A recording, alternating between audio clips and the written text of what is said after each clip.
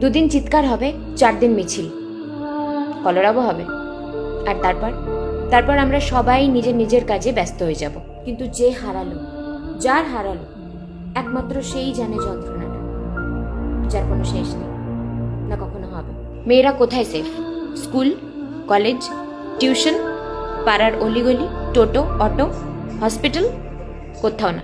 কত বিচার আসবে, কত বিচার যাবে, কিন্তু সমাজ পাল্টাবে না। লক্ষ্মীর ভান্ডার তো থাকবে, কিন্তু লক্ষ্মীর নিরাপত্তা থাকবে না। রাতে একটা মেয়ে একা, কতটা ইররেসপন্সিবল, তাই না? সত্যি তো মেয়েটারই দোষ, 100 ভাগ মেয়েটারই দোষ, যে সে ভুলে গেছিল যে এটা জল্লাদের রাজ্য, যেখানে নিজের প্রাণের দায়িত্ব নিজের, কারোর দায় নয়। আজ আমার কিছু হলে সেই দায়ও আমার, কারণ আমি মেয়ে। সকল দেশের রানী সে যে আমার জন্মভূমি, সে জন্মভূমিতে জন্মানোই কি আমার সব থেকে বড় ভুল? সে জন্মভূমিতেই আমি সেফ নই।